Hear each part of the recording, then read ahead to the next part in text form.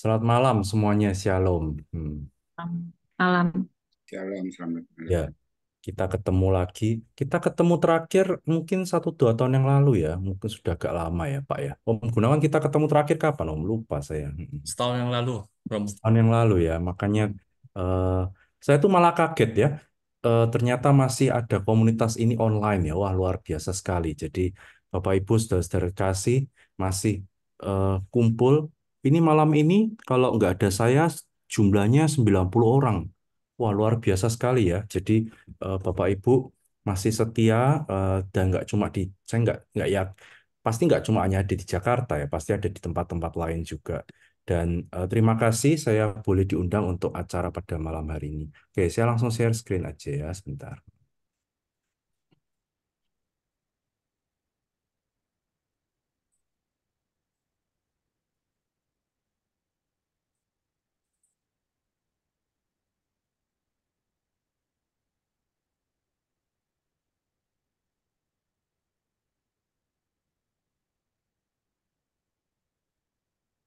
Oke, kelihatan ya Bapak Ibu ya yang saya ada di sini ya. Kelihatan, Kelihatan, kelihatan ya. kelihatan. Oke, siap. Hmm. Baik, Bapak Ibu, terima kasih kita boleh ketemu lagi malam hari ini dan boleh diundang lagi ke acara ini. Jadi, pertama-tama saya terima kasih sudah diundang dan mungkin yang saya siapkan malam hari ini agak sedikit mendadak gitu ya. Biasanya kalau saya nyiapin tuh agak sedikit beberapa waktu, tapi kemarin wah langsung ditembak di tempat sama Om Gunawan, maka saya harus taat ya toh. Saya sebagai orang muda harus taat sama yang lebih tua ya toh. Jadi siap Om, nah, langsung gitu ya, nggak usah dipikir lagi siap gitu ya. Cuman karena nanti setelah ini saya masih ada online di ruangan yang lain, maka terima kasih kalau tadi apa Bapak Ibu dan teman-teman panitia merubah gitu ya jadwal yang biasanya di doa koronka dulu, lalu sekarang saya isi renungannya dulu. Nanti kita tanya jawab dan nanti hanya dibalik di bagian itu saja sih. Tapi semoga itu Bapak Ibu tetap bisa kita bersama-sama gitu ya. Baik.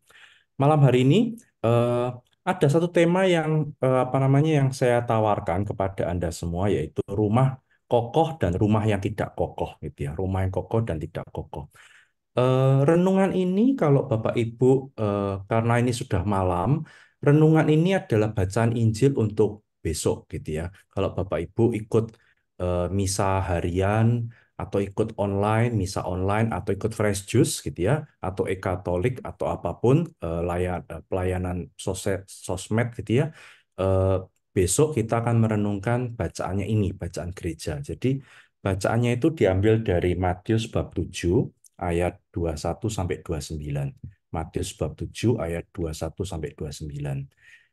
Di situ kalau Bapak Ibu lihat, silahkan kalau misalnya mau buka handphone atau mau buka iPad atau mau buka kitab sucinya atau kitab suci online dan sebagainya, boleh dibuka sama-sama. Jadi Matius 7 ayat 21 sampai 29 ini sebetulnya kalau Bapak Ibu Anda lihat di apa namanya di buku di Alkitab Deuterokanonika punya Biblika itu ada 3 topik khusus, 3 topik dalam ayat ini. Jadi sebagian ambil dari hal pengajaran sesat, lalu lebih penuh bicara tentang 2 macam dasar, dan yang terakhir kesan para pendengarnya. Ya, sekarang saya akan masuk eh, supaya Bapak Ibu kita bisa. Kalau mungkin Anda nggak ada handphone atau nggak ada kitab suci, saya kita pakai ini saja. Saya bacakan untuk Anda semua ya.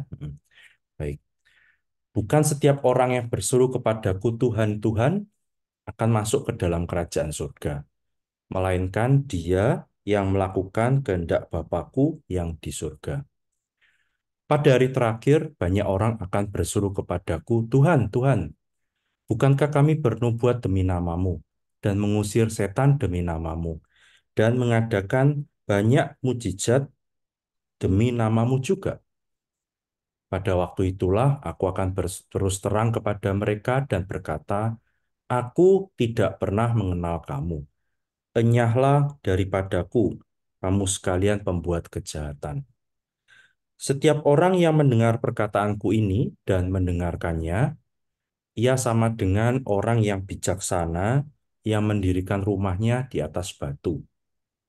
Kemudian turunlah hujan dan datanglah banjir, lalu angin melanda rumah itu. Tetapi rumah itu tidak rubuh sebab didirikan di atas batu. Tetapi setiap orang mendengarkan perkataanku ini dan tidak melakukannya, ia sama dengan orang yang bodoh, yang mendirikan rumahnya di atas pasir. Kemudian turunlah hujan dan datanglah banjir. Lalu angin melanda rumah itu, sehingga rubuhlah rumah itu dan hebatlah kerusakannya. Dan setelah Yesus mengakhiri perkataan ini, takjublah orang banyak itu, orang mendengar pengajarannya. Sebab ia mengajar mereka sebagai orang yang berkuasa, tidak seperti ahli-ahli Taurat mereka. Bapak Ibu, demikianlah Injil Tuhan. Terpujilah Kristus. Itu lagi. Baik, baik, saya lanjutkan ya. Bapak Ibu, kita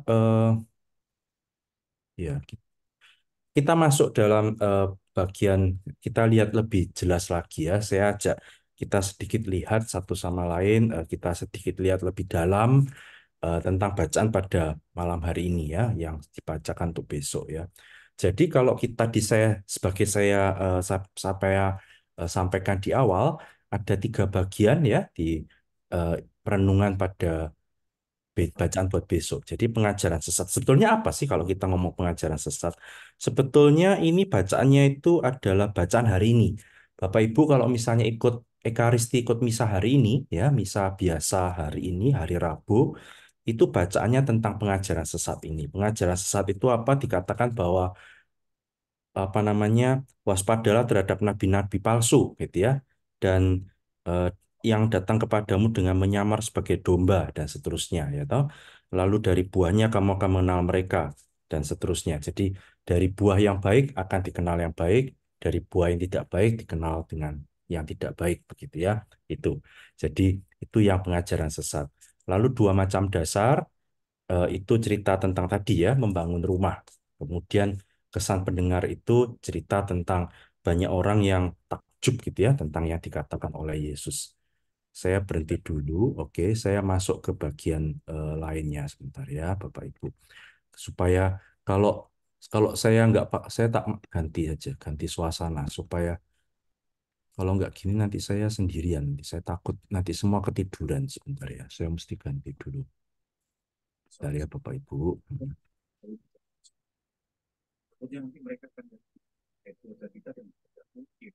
Oke, saya ganti supaya kelihatannya orang yang ngomong ya. Kalau tadi kan nggak kelihatan yang ngomong ya, sekarang saya ganti yang ngomong. Supaya kalau kalau nggak kelihatan yang ngomong nanti kehilangan ya, toh nanti apa namanya saya di mana, Bapak Ibu di mana nanti kita nggak tahu ya. Oke, baik. Jadi Bapak Ibu kalau kita lihat pada hari ini ya, kita lihat ini ya. Jadi saya sedikit kasih eh, penebalan-penebalan kata. Jadi yang saya kasih warna putih itu kata-kata kuncinya ya, kata-kata kuncinya. Bapak Ibu bisa lihat di situ ya. Jadi kita mulai dulu di Matius bab 7 ayat 21 sampai eh, ayat 21 dulu. Jadi kata kuncinya adalah berseru Tuhan Tuhan gitu ya, dan melakukan kehendak Bapakku. Jadi Tuhan mengatakan bukan setiap orang yang berseru kepadaku Tuhan Tuhan masuk kerajaan surga. Jadi yang penting adalah di sini kalau ayat 21 aja, buat kita yang penting adalah bukan cuma sekedar panggil-panggil Tuhan, gitu ya. Tetapi yang lebih penting adalah yang melakukan kehendak Bapakku. Jadi berseru pada Tuhan itu artinya apa ya? Berdoa gitu ya. Sebetulnya Bapak Ibu kalau kita lihat di Matius bab 7 ini sebelum-sebelumnya ya, itu sebetulnya apa namanya Yesus itu mengkritik orang Farisi sebetulnya. Jadi dia mau mengkritik bahwa orang Farisi dan ahli Taurat atau di bacaan hari ini nabi-nabi palsu itu dia tuh dikatakan mereka tuh tampangnya manis-manis gitu ya, cantik-cantik, bagus-bagus, tapi sebetulnya penuh dengan pikiran sendiri, gitu ya, kepentingan pribadi. Jadi Tuhan mengatakan, boleh kamu berseru padaku, tapi yang penting adalah melakukan kehendak Bapa di surga, gitu ya. Maka dia meneruskan, Yesus mengatakan bahwa karena di hari terakhir banyak orang bilang, Tuhan, Tuhan, gitu ya, berseru padaku. Jadi orang di sekitar kita, Bapak Ibu, kalau kita entah di Jakarta atau di kota-kota besar lain, atau sekarang saya tinggal di Taipei, di Taiwan, saya tinggal di paroki eh, keluarga Kudus, bukan Rawamangun ya, ini keluarga Kudus di Taiwan. Jadi apa namanya, kalau di sini di Taipei banyak orang yang mengatakan bahwa pendeta-pendeta atau romo-romo banyak di sini hamba-hamba Tuhan itu lalu istilahnya juga sama seperti kami yang Katolik. Jadi di sini mengatakan father gitu ya, FR gitu ya, atau pastor gitu ya. Lalu akhirnya menjadi kebingungan ini pastornya yang benar yang mana gitu ya, yang Katolik yang mana dan seterusnya gitu ya. Nah, dikatakan dalam ayat berikutnya Yesus mengatakan, aku tidak pernah mengenal kamu. Saya itu ketika saya menyiapkan bacaan ini dan berhenti ayat 23 ini, Bapak Ibu, saya tuh jadi takut. Karena apa? Kalau kalau ini ayatnya berarti apa namanya buat para ahli Taurat dan Farisi, sebetulnya ayat ini juga buat diriku sendiri, Bapak Ibu. Sebetulnya bukan untuk Anda gitu ya. Ayat-ayat ini sebetulnya buat saya sendiri, buat kami para romo, para hamba-hamba Tuhan. Karena apa? Kami inilah yang suka ngecap ini ya. Kami inilah yang suka apa namanya memberi apa pengajaran seperti malam ini ya. Kita ngomong ya, kita ngomong-ngomong besar dan luar biasa. Tapi saya jadi takut apa? Ayat 23 ini. Kalau nanti di akhir zaman, lalu ketika saya sampai di sana ya toh, lalu Tuhan mengatakan, aku tidak mengenal kamu gitu ya. Waduh, gitu ya. Sudah jadi pastor seumur hidup ya toh lalu tidak dikenal Tuhan, wah ini sengsaranya luar biasa ya kan, gitu. Jadi itu yang menjadi ketakutan saya, gitu ya. Nah, Matius 7:24 dikatakan apa? Ini kita mulai masuk ke bagian kedua ya. Tadi yang pertama itu tentang pengajaran sesat, yang bagian kedua ini tentang dua macam dasar. Nah, di sini dikatakan apa Bapak Ibu? Dikatakan adalah kalau kita mendengar kita melakukan kehendak Tuhan. Jadi bukan cuma mendengar aja, tapi kita juga mesti melakukan. Jadi katanya ada dua, ya. Jadi apa mendengar dan melakukannya. Kalau kita sudah dengar dan melakukan, berarti menurut bacaan Injil hari ini adalah kita adalah orang yang bijaksana, yang mendirikan rumah di atas batu, ya. Maka ada banyak bahaya, ada hujan, ada banjir, ada angin, tetapi rumah itu nggak rubuh ya jelas, ya kan? Kalau fondasinya dari kerangkanya dari apa? Dari pilar yang kuat, lalu fondasinya di bawah itu dengan batu yang kuat, maka nggak akan rubuh, ya toh. Nah, lawan katanya di ayat 26 dikatakan dia mendengar, gitu ya. Sama seperti yang tadi yang bijaksana, gitu ya. Sama mendengarnya. Tapi bedanya apa? Dia tidak melakukan, ya. Jadi kalau dia orang bijaksana itu mendengar iya, melakukan iya. Sedangkan yang di sini adalah orang yang bodoh, itu adalah apa? Yang tidak bijaksana itu apa? Mendengar iya, karena apa? Mendengar itu kan kita semua orang mendengar, karena kita punya telinga, ya toh. Perkara kita ngelakuin apa enggak, itu mah urusan kita ya. Jadi kembali pada diri kita. Jadi mendirikan rumah di atas pasir. Dan buat saya adalah kalau kita bikin rumah di atas pasir, itu praktis, gitu ya. Itu instan dan itu cepat, gitu ya. Kalau kita bikin rumah di atas batu, itu mungkin akan lebih banyak sengsara. Karena apa ya? Kita harus bikin secara kuat ya toh. Harus perlu energi kuat, ekstra, dan sebagainya. Sedangkan bikin di atas pasir gampang. Seperti kalau Bapak Ibu ingat kalau antar cucunya atau anaknya atau kita masih kecil dulu ke pantai ya. Kita bikin rumah-rumahan itu ya. Dari pasir itu. Wah bisa bikin tinggi, besar, dan sebagainya. Tapi begitu kena ombak gitu, langsung hancur ya tuh rumahnya. Maka bisa kita kalau bikin rumah-rumahan pasir itu kita mesti cari tempat yang agak jangan sampai kena air laut gitu, dibawa agak sedikit ke tengah ke darat supaya nggak kena air laut dan sebagainya itu. Jadi ketika turun hujan, banjir, angin dan sebagainya. Ini artinya apa, Bapak Ibu? Artinya adalah dalam hidup kita ya toh kalau kita diandekan rumah-rumah ini ya kita sendiri ya toh. Kita inilah rumah gitu ya. Nah, keluarga kita bisa juga rumah. Ya, jadi rumah itu bukan sekedar tempat tinggal kita sekarang, Bapak Ibu sekarang ada dimanapun, di kamar atau di ruang tamu, di ruang keluarga, ruang TV dan sebagainya. Tapi rumah itu adalah ya diri kita sendiri, ya toh. Hujan, banjir, angin itu apa? Ya itu adalah hal-hal yang membuat kita menjadi takut. Hujan itu membuat kita menjadi kedinginan, kehujanan, gitu ya. Banjir membuat kita lalu nggak bisa istirahat, angin membuat kita ketakutan, gitu ya, dan sebagainya. Maka Bapak Ibu kembali pada diri kita pada malam hari ini, ya toh. Apakah sampai selama ini kita membangun rumah kita di atas yang mana, gitu ya? Di atas yang sebelah kiri, ya toh, yang di atas ini, yang di atas batu, atau di atas pasir ya di atas pasir yang di sebelah sana itu ya toh, di atas pasir itu. Nah, sekarang tergantung pada kita semua. Kalau kita mau bikin yang rumah yang pasti saya yakin ini perumpamaan yang gampang banget. kalau Bapak Ibu, Om Tante yang punya yang kerja di bagian kontraktor gitu atau punya biasa kerja di bagian properti atau apa, pasti kita akan pilih rumah-rumah yang kokoh gitu. Kita pilih rumah-rumah yang solid gitu ya, yang nggak cuma sekedar bisa dibangun cepat, tapi juga rusaknya cepat gitu ya. Tapi kita pilih rumah-rumah yang seperti ini yang kokoh. Dan malam hari ini adalah ini menjadi PR kita bersama, Bapak Ibu. Gimana supaya rumah kita masing-masing, hati kita masing-masing ini kokoh, tidak mudah kena angin, tidak mudah kena banjir, dan tidak mudah kena hujan, gitu ya. Dan ini yang menjadi tawaran buat kita semua. Semoga hati kita selama satu hari ini atau buat besok, bacaan untuk besok menjadi renungan kita bersama. Yuk kita sama-sama membuat rumah kita sama-sama di atas batu karang yang kuat. Terima kasih, Tuhan Yesus berkati.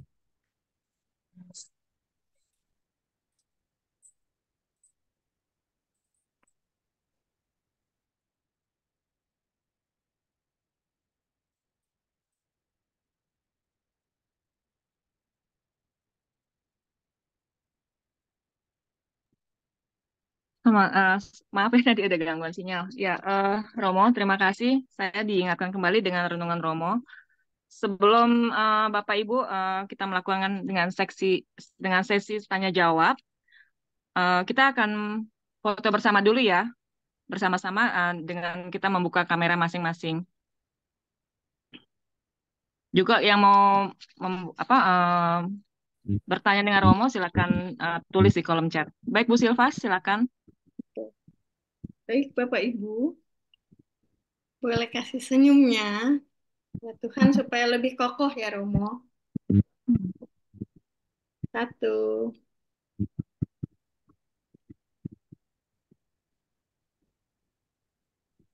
dua,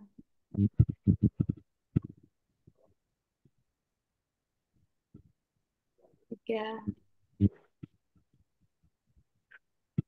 empat, lima. Terima kasih, Bu Juli. Ya, terima kasih kembali Bu Silva. Baik Romo, Bapak Ibu sekalian, di sini belum ada yang bertanya ya. Oke, sekarang boleh nggak ya Romo, saya bertanya bagaimana ya cara membuat rumah yang kokoh itu, Waduh, membuat hati yang kokoh. saya di spotlight ya luar biasa, jadi deg-degan saya.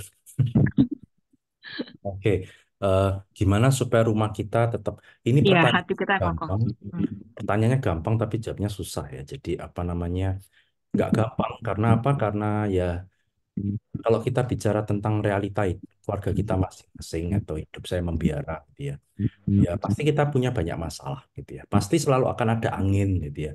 Entah anginnya kenceng atau anginnya spoi-spoi gitu ya. Kalau kalau hujan itu saya kira pasti biasa ya. Banjir, saya kira kalau yang tinggal di Jakarta, kalau nggak pernah ngalamin banjir itu kayaknya bukan orang Jakarta deh, gitu ya. Tapi ketika kita, bagaimana kita bisa survive, gitu ya, masih bisa tetap tinggal bertahan di situ, nah itu menjadi sebuah tantangan ya buat saya. Jadi buatku adalah pertanyaannya tadi itu kembali pada diri kita sendiri. Jadi artinya adalah apakah rumah saya mau dibuat seperti apa? Pasti kalau mau dibuat di atas batu yang kokoh, itu pasti nggak gampang. Lebih enak, lebih praktis, lebih gampang ya instan ya toh. Eh, Namanya di atas batu, istilahnya di atas pasir itu tadi, gitu ya. Kan kita pasti akan bilang ya apa namanya cari yang murah meriah aja yang praktis. Nanti kalau rumahnya roboh ya kita cari rumah yang lain aja gitu ya kan. Ada yang punya prinsip seperti itu ya kan.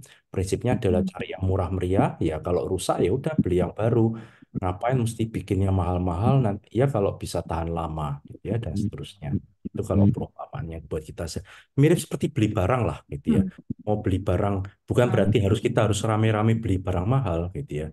Tetapi pasti Bapak Ibu saya yakin bahwa anda pilih barang nggak cuma sekedar yang murah aja gitu ya. Murah pun kita tetap akan pilih ya. Kalau misalnya beli minyak atau beli beras gitu ya.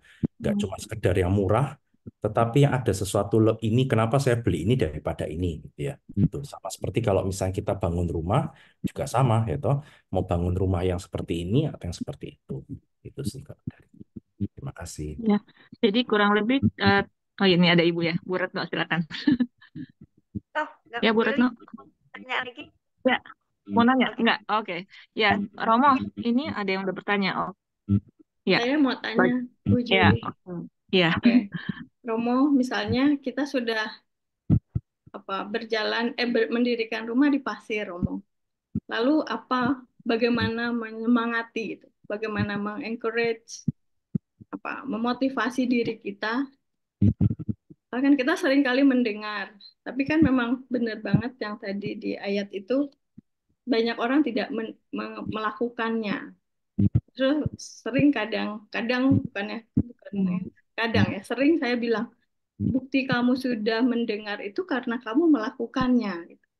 Tapi itu kan nggak semua orang bisa memahaminya. Bagaimana menjembatani atau membuat stepping tangga supaya ketika kita sharing atau menasehati anak-anak itu terutama mereka bisa mengerti gitu kan. Kalau orang tua itu kan karena dia sudah mengalami banyak hal ya, jadi dia lebih mudah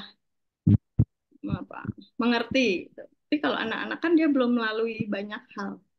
Gimana Romo men-stepping anak-anak supaya kita ketika menasehati mereka ngerti. Mungkin Romo. Makasih.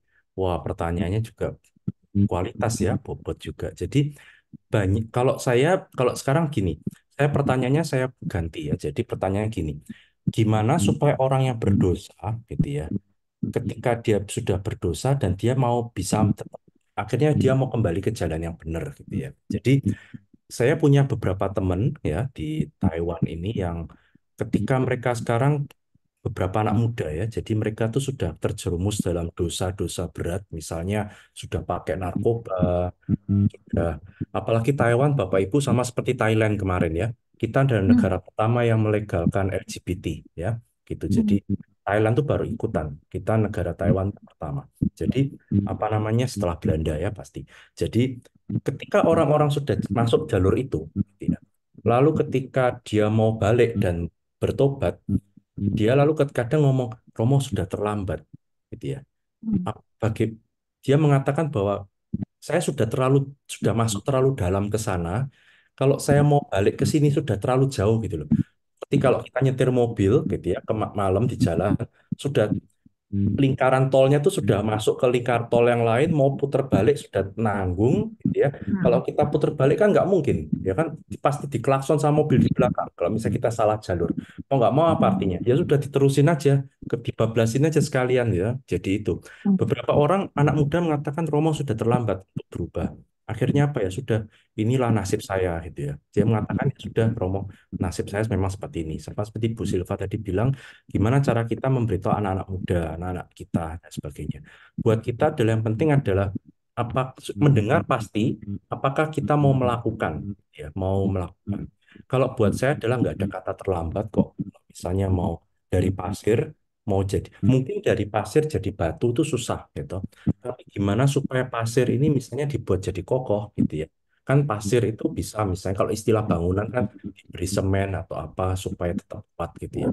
Mungkin anak-anak ini sudah mulai di Taiwan, di paroki saya, Bapak Ibu, mungkin yang kalau pernah ke Taiwan, mungkin pasti pernah lihat bahwa gereja-gereja kami nggak akan penuh seperti di Santora ya, toh, atau di gereja-gereja di Jakarta gitu ya.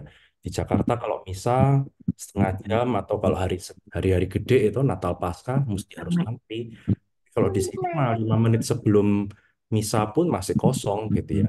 Dan di sini itu yang menarik apa? Anak-anak di sini itu sekolah minggu ikut sekolah minggu. Jadi anak-anak di sini yang baptis itu, baptis ya baptis, sekolah minggu ya sekolah minggu, misdinar ikut rajin misdinar. Tapi nanti ketika mereka sudah mulai kuliah, nah sudah mulai di situ mulai lepas tuh ya. Selesai kuliah, kerja, udah lalu nikah. Kalau nikah paling biasanya mereka kembali ke gereja. Lalu setelah itu udah hilang. Hilang lalu nanti setelah nggak tahu kapan, nanti umur 60 tahun baru balik. Atau nanti misalnya waktu minta maaf ya, waktu meninggal dunia, lalu mereka akan telepon dan mengatakan, saya tuh umat paroki ini, saya tuh "Loh, perasaan saya nggak pernah lihat kok ngaku-ngaku, tapi loh kan lalu saya tanya itu, ke misalnya kapan? Ya kami kadang ke Romo ke gereja nih, katanya itu ya, kadang kami ke gereja itu bukan selalu, tapi kadang. Oh ya sudah nggak apa-apa itu. Jadi itu apa namanya kebiasaan, apalagi setelah COVID ya Bapak Ibu ya, kebiasaan kita ikut misa online. Dulu waktu misa online itu kan yang ikut banyak banget karena COVID takut ya. Tapi akhirnya sekarang anak-anak muda atau Bapak Ibu itu dengan alasan COVID itu, lalu akhirnya apa? Ya nggak ke gereja karena lebih menikmati nyaman ya toh. Siapa nggak suka ya toh? Bangun tidur nggak usah mandi, nggak usah perawatan, di tempat tidur diranjang masih AC nyala, pakai sarung ya toh, pakai selimut, nonton TV, romonya apa acting gitu ya, bikin misa apa. Tapi nggak, ya udah habis itu nonton film lalu ganti Doraemon atau nonton drama Korea. Jadi misa tuh sama seperti kayak kita nonton film aja gitu ya, nggak ada rasanya itu loh, rasanya kurang. Jadi buatku adalah ya ini menjadi PR kita bersama Bapak Ibu supaya gerakan seperti ini yang Bapak Ibu buat ini Koronka ini bisa diteruskan sama anak-anak muda gitu ya. Mungkin pace-nya aja diganti ya juga supaya mereka lebih menikmati gitu ya. Itu sih dari saya. Moga menjawab. Terima kasih. Terima kasih Romo. Romo, ini ada pertanyaan dari Ibu Anita Bulu Sumba di NTT. Malam Romo, saya mau bertanya, bila kita sudah membuat rumah yang kokoh, tapi kadang dalam perjalanan waktu ada kesulitan atau tantangan yang dialami. Bagaimana caranya agar rumah yang dibangun tetap kokoh? Terima kasih Romo. Silakan Romo. Iya, saya kayaknya malam ini saya salah bawain tema kayaknya ya toh. Pada tanyanya berat-berat, kokoh-kokoh pertanyaannya ya toh. Jadi Bapak Ibu apa namanya pertanyaannya bagus ya. Dan saya yakin jawaban saya hanya satu kata adalah proses ya, Bu. Proses. Jadi kalau tadi pertanyaannya adalah supaya Bapak Ibu jangan anggap bahwa kalau menjadi Romo atau kami-kami yang di Biara ini hidupnya lebih nyaman, lebih enak daripada Anda yang berkeluarga gitu ya. Jadi sama aja kok gitu ya. Jadi apa namanya? Apalagi sekarang saya nggak tinggal di Indonesia gitu ya. Kalau saya online tuh beberapa orang tuh nggak percaya. Pertama apa? Lemari saya tuh kayak gitu dipikir Romo tuh lagi di Jawa apa di mana itu ya kayak apa namanya lemarinya kayak lemari di Jawa Tengah gitu ya. Iya kayak di Jawa gitu ya, nggak kayak di luar. Dia bilang, ini di luar beneran ini mana di dalam rumah nggak di luar rumah kok Romo ya memang di dalam rumah dia bilang gitu. Jadi apa namanya? Jadi memang betul. Jawaban saya adalah proses. Jadi proses itu ya harus kita lalui. Nah masalahnya adalah banyak orang lalu nggak mau lewat prosesnya itu. Maka Bapak Ibu masih mending Anda yang tinggal di Indonesia ya. Jadi kalau kalau yang apa namanya yang tinggal di Taiwan ini, kalau saya nyiapin kursus persiapan pernikahan apa nama MRT ya, MRT ya, kursus apa Pembina rumah tangga. Membina rumah rumah tangga ya. membangun rumah tangga. Ya itu, betul. Itu kalau saya tanya sama mereka, yaitu pasangan-pasangan anak-anak muda pacaran, itu saya tanya, nanti setelah nikah mau punya anak enggak gitu ya. Beberapa dari mereka mengatakan, Romo kami sudah sepakat nggak mau punya anak. Awalnya saya kaget gitu. Saya bilang, waduh kalau kayak gini mah nggak usah nikah lah, saya bilang gitu. Saya bilang, nikah itu gunanya kan untuk bikin anak gitu ya. Kalau misalnya apa namanya sekarang nikah, tapi kalian nggak mau punya anak, ya ngapain nikah? Saya bilang gitu ya.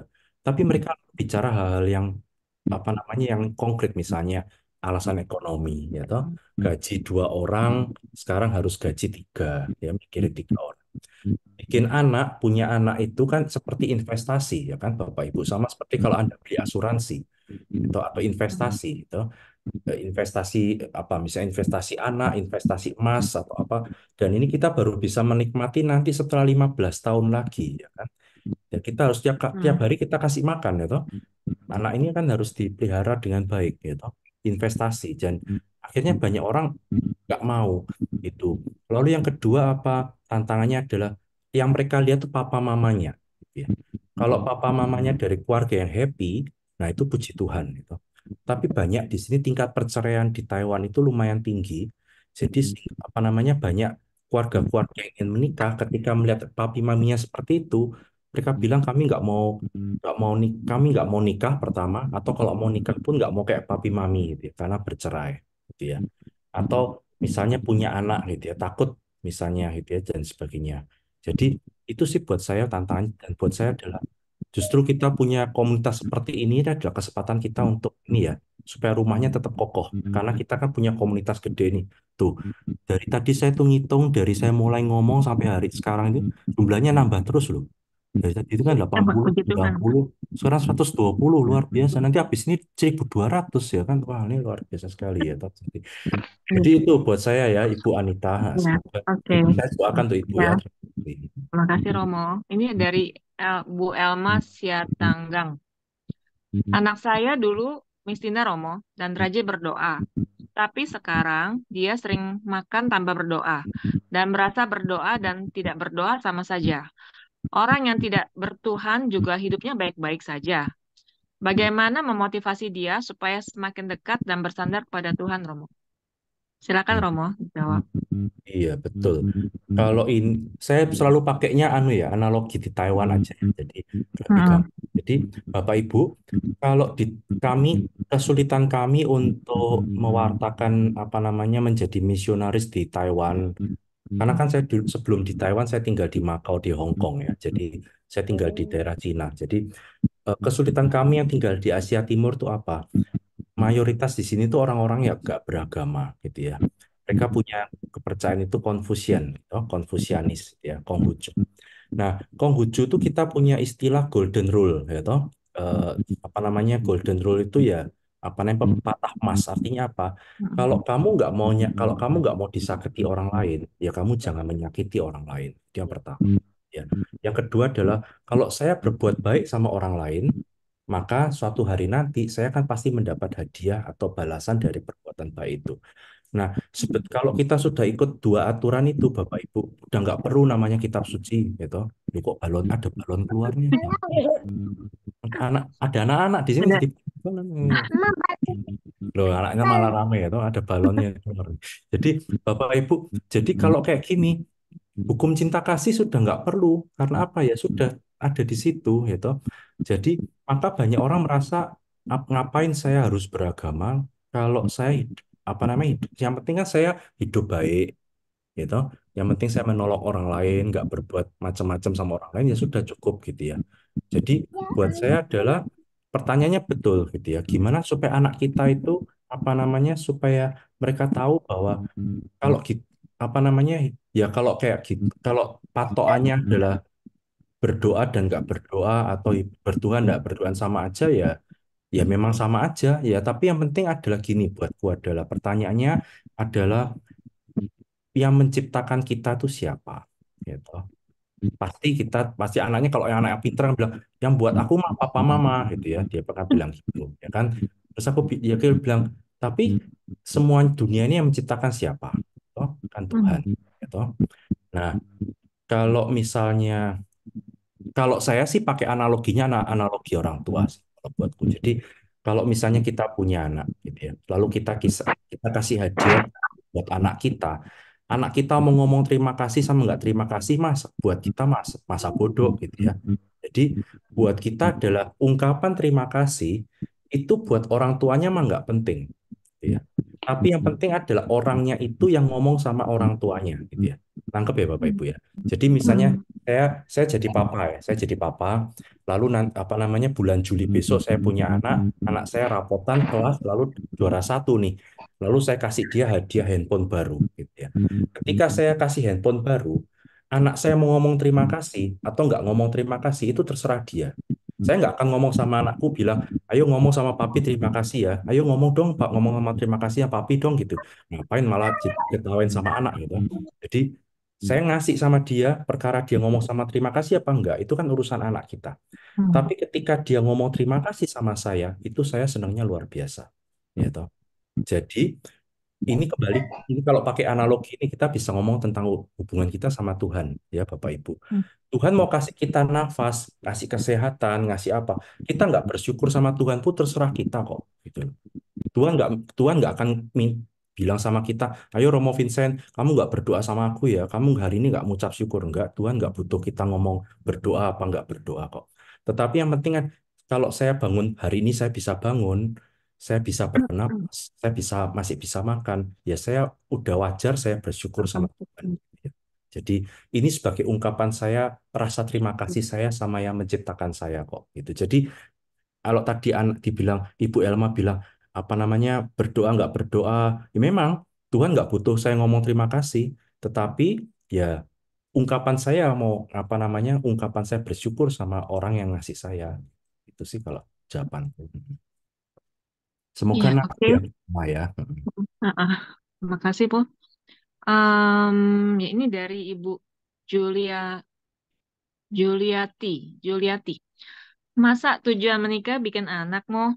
Hmm, Nanti kalau gak dikasih anak bisa seperti kaum seberang, pilih hmm, cerai gitu. hmm, Kalau memang kesepakatan nggak punya anak, ya nggak percuma menikah, seperti Romo katakan.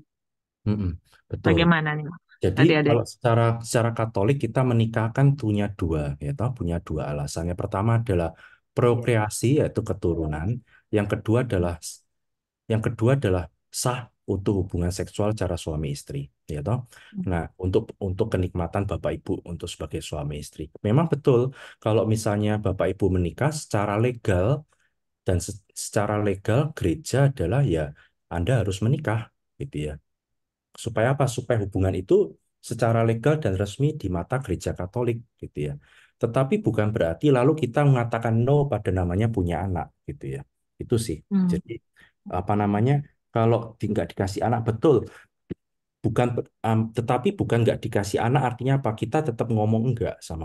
Jadi artinya eh, tetap kita terbuka namanya punya anak dan sebagainya. Kalau kita memang nggak punya anak itu urusan lain ya. Kan orang nggak punya anak itu alasannya macam-macam. Alasan kesehatan Hmm. atau alasan ketakutan. Beberapa orang yang saya tanya itu ya, misalnya, kenapa aku nggak punya anak? Takut gitu ya. Takut ngelihat papinya, takut ngelihat maminya, atau trauma gitu ya. Trauma. Setiap kali mau sama Sama. suaminya atau sama istrinya kepikiran papinya yang suka mukulin dia. Ya akhirnya nggak bisa happy, nggak bisa enjoy gitu loh kayak gitu. Jadi apa namanya cerai memang betul betul. Jadi sekarang makanya kembali kepada kita semua kok Bapak Ibu. Menikahnya untuk apa? Kalau secara Hmm. Katolik, Bapak Ibu, kita dianjurkan supaya kita menikah itu juga terbuka pada keturunan. Masalah kita Hmm. nggak dikasih keturunan itu urusan Tuhan, ya, itu Hmm. urusan Tuhan. Dan kita nanti bisa diskusi lebih banyak. Kalau misalnya tentang medis, ya, dan macam-macam hal-hal kesehatan itu kan kadang banyak orang, Romo saya sudah menikah beberapa tahun tapi nggak punya anak, gimana nih? Dan seterusnya nanti kita bisa omong lebih sih tentang itu. Tapi apa namanya tetap harus harus terbuka pada keturunan. Itu sih kalau Iya, buat. ya. Terima kasih, Mo. Lanjut dengan Ibu Ria. Romo bagaimana menjawab OMK yang bertanya, untuk apa saya hidup? Kenapa Tuhan menciptakan manusia? Tuhan toh sudah maha segalanya. Tuhan nggak butuh kita juga. Terima kasih, Romo. Enggak, Tuhan Tuhan Tuhan itu ada satu maha yang dia nggak punya, Hmm. mahasiswa. Hmm, hmm, hmm. Jadi Tuhan nggak pernah jadi mahasiswa. Jadi apa namanya Tuhan betul ya. Jadi kalau Tuhan kenapa Tuhan menciptakan manusia gitu ya? Ya karena karena Tuhan betul ya, kalau kembali pada pertanyaan, ya ya saya bukan Tuhannya ya, mesti tanya sama Tuhan sendiri ya toh. Gitu kalau jawaban kalau ada yang tanya sama saya, kenapa ya saya hidup, kenapa Tuhan menciptakan saya, Tuhan ya jangan tanya sama saya, tanya sama Tuhan sono gitu ya. Kalau tanya sama mereka kayak gini, jadi ya ngapain tanya saya sendiri juga nggak ngerti gitu ya, gitu sih. Hmm. Tapi kalau misalnya sekarang tergantung ya. Pertanyaan kayak gini ini mesti dilihat dalam dua dua hal. Yang pertama adalah dia bertanya karena dia menyesal dilahirkan, gitu ya. Hmm.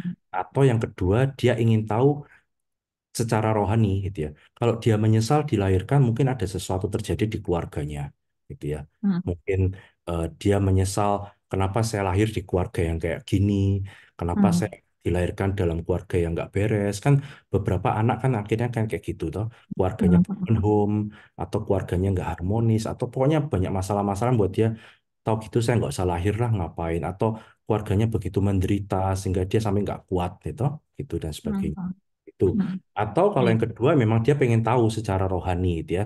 Nah Hmm. kalau apa namanya mencipta ya karena Tuhan sayang sama kita, manusia dan Tuhan itu menciptakan kita ya untuk meneruskan isi dunia dunia ini kalau kalau dunia Hmm. yang kosong isinya nanti ikan, gajah, jerapah, monyet dan sebagainya nggak ada manusia yang ngatur dong gitu. Iya. Kalau tanaman ya kan isinya Hmm. binatang semua nanti sama tanaman nggak ada yang ngatur gitu kan. Itu sih. Ya kayak terima kasih Mo. Kayak tadi pagi saya ada baca tentang dari apa Kick Andy ya, dia bersaksi Ketika waktu dia kecil, dia terlahir dari keluarga miskin, keluarga yang menderita.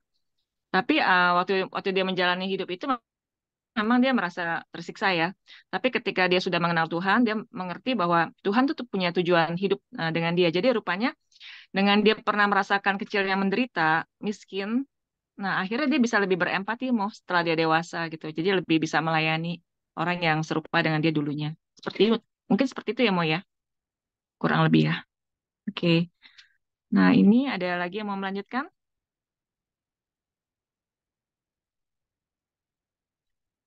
Pertanyaannya nggak ada ya.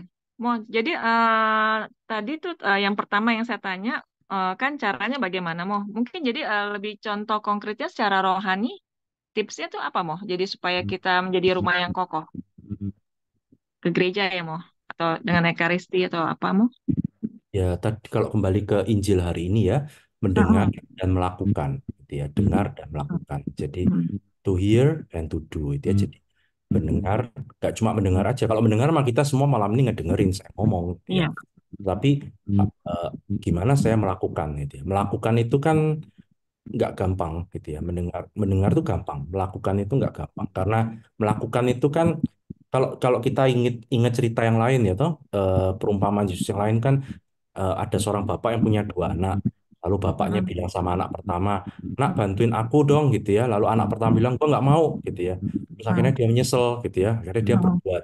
Anak kedua, Heeh. tolongin papi dong gitu ya. Oh ya pi ya pi, ternyata dia nggak ngelakuin Ya. gitu, gitu. Nah sekarang tergantung, mendengarkan kita semua pasti dengerin kok. Cuman tergantung kita mau ngelakuin apa. Ngelakuin itu pun ada persennya kan macam-macam.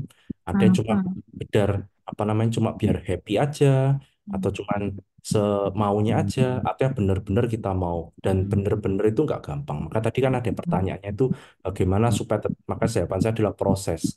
Nggak mungkin Heeh. kita melakukannya malam ini semua beres. Makanya ya Heeh. hari per hari ya, hari demi hari. Heeh. Ya, Heeh. itu. Ya seperti orang yang bergumul ya harus ya pelan-pelan ya Benar, Oke, pasti. ya. Kira-kira masih ada yang mau bertanya? Ya, Bu Yuli, ya, Ya, silakan. ya. Selamat malam, Romo. Ibu Saya siapa dengan, nih? Bu Retno. ya,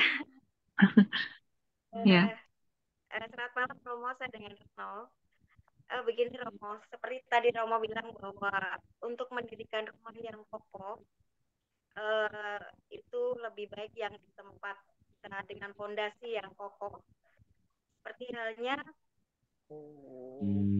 kita mencoba menceritakan dalam arti setiap hari kami itu sudah mendengar dari kecil kami keluarga Katolik, mungkin Romo di Swiss, jadi kami dari keluarga Kanisius. Setiap hari kami berdoa bersama sampai akhirnya dewasa kami menikah. Kami lanjutkan juga setiap hari kami berdoa bersama, ke gereja bersama, setiap hari kami melakukan semuanya itu bersama. Tetapi ya itu Romo, yang Romo bilang kita ada hujan, ada angin yang membuat kita ketakutan, lalu ada banjir, sehingga kenapa yang kita pondasi tadi kita ingin buat yang kokoh dengan melakukan apa yang sudah Tuhan perintahkan, ajarkan ke kita untuk bisa berdoa bersama, pergi ke gereja bersama, tetapi kenapa tetap rumah itu bisa roboh, sehingga membuat anak-anak saya yang eh, sudah berkeluarga juga merasa ketakutan, dalam arti kita sudah melakukan seperti yang diajarkan oleh Yesus tiap hari kita berdoa bersama, kita makan bersama, berdoa bersama, setiap mau tidur berdoa bersama. Tetapi ketika ada mungkin hujan badainya itu mungkin setiap hari, setiap tahun, sehingga membuat akhirnya rumah itu menjadi roboh juga. Tapi saya selalu tekankan pada anak-anak, tetap ikutin apa yang Tuhan ajarkan ke kalian, tetap teruskan, kalian tidak boleh takut. Kalian harus berpikir yang positif, bahwa itu akan terjadi yang positif. Jangan pernah kalian berpikir yang negatif. Apa yang pernah terjadi dengan orang tua, itu biarlah urusan orang tua dengan Tuhan. Tetapi harus kalian lakukan, lanjutkan hidup kalian berkeluarga sesuai yang diajarkan waktu kanonik dengan Romo, atau yang kalian waktu OMK atau waktu Mesdina diajarkan bagaimana menjadi anak Katolik yang sungguh-sungguh sampai kalian menikah. Tapi dalam hal ini saya sangat bersyukur dengan komunitas ini, Pak Gunawan dan Bu Maria, terima kasih sekali. Tetapi sepertinya anak-anak kita itu tidak mengenal doa koronka. Jadi ketika saya bercerita bahwa saya ikut komunitas ini, mereka langsung apa sih Ma doa koronka? Jadi apakah karena saya bercerita ke mereka itu yang waktu Mamah mengenal pertama kali doa koronka ketika badai dan itu yang merobohkan rumah kita. Jadi apakah dalam hal ini yang harus saya tekankan lagi kepada anak-anak saya, Romo, supaya fondasi rumah yang mereka dirikan tetap akan terus tidak seperti rumah orang tuanya. Terima kasih, Romo. Baik. Wah, pertanyaannya mendalam. Jadi Bapak Ibu, ya nggak gampang ya. Tetapi saya punya satu pepatah gini ya. Semakin tinggi pohon kelapa, semakin kencang anginnya. Gitu ya. Bapak Ibu, semakin kita ikut Tuhan itu, anginnya makin kencang ya toh. Tapi bukan berarti lalu kita bandingin gini, wah karena Romo bilang anginnya makin kenceng, makin tinggi pohonnya, kalau gitu saya nggak usah doa aja, kan nggak ada akan ada angin ya kan, nggak gitu juga artinya ya. Jadi buat kita adalah kalau kita punya masalah hidup itu wajar kok, itu wajar. Yang penting adalah buat saya adalah kita harus maju depan, ya, jalan ke depan terus. Udah. Kalau kita nyetir mobil dan kita selalu lihat ke belakang, wah kemarin kayak gitu ya, kemarin keluarga kita bahagia, kemarin kayak gitu, nanti mobil kita nabrak loh ya. Gitu. Jadi kita sesekali boleh lihat belakang. Kaca spion tuh gunanya untuk melihat kita ke belakang. Tetapi hidup kita harus move on, gitu. Harus jalan terus ke depan, harus jalan. Walaupun pasti lihat ke belakang itu ya, ya mungkin ada sakit-sakit, ada luka-luka, ada pengalaman-pengalaman yang nggak yang nggak enak ya, dan seterusnya. Tapi hidup kita harus jalan terus, gitu ya. Jadi buat kita justru kita malah sekarang bisa memberi penguatan pada anak mengatakan, ayo jalan terus, mami sendiri sekarang kita tetap jalan terus, udah kita jalan sama Tuhan, gitu ya. Itu membuat kekuatan. Jadi buat mereka menjadi kekuatan bahwa tuh mama sekarang seperti ini, kita tetap seperti ini, kita harus jalan terus gitu. Jadi bukan berarti lalu kita jadi melo gitu. Wah iya ya dulu mah seperti itu dan seperti ini, lalu mulai meratapi nasib dan mulai melihat kalau gitu ngapain kita jadi Katolik ya atau menyesal dan sebagainya. Enggak. Bukan, enggak ada waktunya yang ya. Oke, ya terima kasih Mo. Kasih ya Bu Satu Retno. lagi, ya bagaimana? Ini ada lagi dari Bu Agnes ini. Iya. Setiap hari saya berdoa, baca kitab suci, baca renungan, ikut misa harian. Tapi kok hati tetap gelisah? Gimana caranya supaya dapat damai hati, Romo? Nah Ini sekarang pertanyaan sekarang terakhir lagi ya. sekarang lagi gelisah apa udah lagi damai ini? Bagaimana Bu Eni, Bu Agnes? Halo Bu, Bu Agnes Halo, Eni. Ya, ya, Romo nanya. iya, ya seperti itu Romo. Seperti yang mana Bu? Yang yang gelisah tadi Nah, sekarang masih rasa-rasanya gelisah. Waduh, gelisah kenapa Bu? tidak jelas Romo. Waduh, kalau masalah damai itu kan muncul dari hati ya masalahnya. Nah, kalau misalnya ada yang apa namanya ada sesuatu yang nggak beres atau kita nggak ngerti ada apa, mungkin ibu bisa cari siapa ya pendamping rohani atau pendampingnya dari komunitas ini Romo atau siapa. Atau ibu tanya apa mungkin bisa sharing sama siapa yang ibu percaya gitu ya, orang yang bisa menjadi teman sharing. Mungkin ada sesuatu yang kalau kita bisa menamakan rasanya itu, Ibu, itu pasti akan selesai kok. Jadi kalau tadi kan saya tanya, Ibu sekarang lagi gelisah apa enggak? Lalu bilang kan Ibu bilang tadi saya enggak tahu Romo ini gini. Nah, kalau kita bisa namakan rasanya itu apa? Misalnya rasanya takut atau rasanya apa? Capek Nah, takutnya apa? Lalu mulai kita cek satu-satu kan, takut apa nih? Takut misalnya takut masa depan, atau sakit, atau takut misalnya uang, atau takut anak, takut suami, takut apa? Kalau kita sudah semakin kita bisa kasih nama gitu ya, namanya itu gelisah karena apa gitu ya. Itu lalu Hmm. apa namanya kalau jadi dokter itu kan diagnosanya makin ini ya, obatnya makin cepat gitu ya. Kalau saya ke dokter, dokter saya sakit kepala gitu ya. Lah sakit kepalanya kenapa, Bu? Ya saya nggak tahu dokter, pokoknya saya sakit kepala. Atau misalnya dokter saya sakit demam gitu ya. eh, Demamnya kena demam tuh macam-macam ya. Demam itu bisa karena COVID, demam itu mau flu, demam itu karena apa? Virus atau apa. Tapi semakin kita bisa ngomong, dokter kan akan tanya, gimana tadi malam bisa tidur apa enggak gitu ya.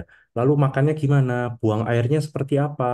Lalu selain ini apa? Jadi semakin dokter bisa dapat indikasi-indikasinya, lalu kan dokter kasih pilnya lebih cepat gitu ya. Maka ibu, mungkin ibu bisa cari sama entah siapa gitu ya, romo, suster, atau pendamping, atau siapa yang ibu bisa percaya, ibu bisa cerita gitu ya. Mungkin ada sesuatu yang bisa di... Hmm. Bu, nggak usah takut, Bu. Kita di sini ada 200 orang loh, Bu. Masa nggak ada yang dipercaya, Bu? Gitu. Iya. Ya, oke. Iya, Bu Terima ya. kasih ya atas pertanyaan-pertanyaannya. Mm. Juga terima kasih kepada Romo Vincentius Lim. Mungkin ini udah pertanyaan terakhir ya Romo. Nah, sekarang Masih acara yang saya terakhir ada kembalikan ke masih boleh oh, bertanya. oh ya, Pak Gun bagaimana? Oke ya. Oke, Romo Romo gimana? izinkan terakhir ya, Ah, ah. terakhir. Terakhir Terakhir deh. ya. Ya, oke. Ya, Nah, silakan Pak saya Glenn. sekarang sedang gelisah karena tidak bisa tidur. Nggak Pak bisa Fran. Ini kenapa, Pak Franz? Nggak bisa, nggak tahu kenapa. Loh, Nggak bisa tidur aja. Hmm. nggak bisa tidur Eh, karena kecapean atau karena kerjanya terlalu banyak. Orang nggak bisa tidur kan macam-macam alasan toh Pak. Gitu. Saya tuh sudah tua, Iya iya tujuh iya. tujuh, Heeh, tujuh tujuh umurnya. Jadi heeh. tinggal di rumah aja. Mungkin mungkin istirahatnya memang nggak perlu banyak loh Pak. Kan kalau usia kita semakin bertambah, seperti romo-romo kami, gitu. Saya ingat dulu Hmm. waktu saya belajar Mandarin, gitu ya. Saya baru Hmm. belajar Mandarin di Taiwan itu. Saya kalau tidur sampai jam 12 malam, sampai jam 1 pagi, jam 2 pagi itu ngapalin kosakata itu Pak Franz. Ketika saya mau tidur, romo saya itu sudah ada yang bangun. Jam 2 pagi, jam 3 pagi. Jadi kalau saya bangun itu, saya mau tidur, saya bilang sama romo saya itu, Romo selamat malam. Lalu Romonya lihat saya, Frater selamat pagi gitu ya. Jadi apa namanya? Saya mau tidur, saya bilang sama Romonya selamat malam, selamat pagi. Lalu Romonya bilang sama saya selamat malam. Karena saya mau tidur, dia baru bangun. Dan Romo itu tidurnya itu malam juga. Jadi semakin dia mengatakan saya semakin usia makin bertambah, lalu bukan lagi kuantitas itu sebagai kualitas gitu ya. Mungkin Pak Hmm. istirahatnya mungkin memang ya mungkin lalu dipakai waktu yang lain Pak mungkin. Tapi nggak tahu apa kalau nggak tidur apa kalau jadi capek Pak lalu jadi ngantuk atau apa gitu ya. Hmm. Lalu nggak bisa tidur, saya hanya Hmm. berdoa saja. Wah doain saya Doa Pak. Bapa kami, doa Salam Maria, terus doa kepada kerahiman ilahi. Hmm. Hmm. Ya bagus. Mm-mm. Bagus, Atau Pak. dengarkan musik Pak, dengerin musik gitu ya, lebih rileks menikmati gitu ya.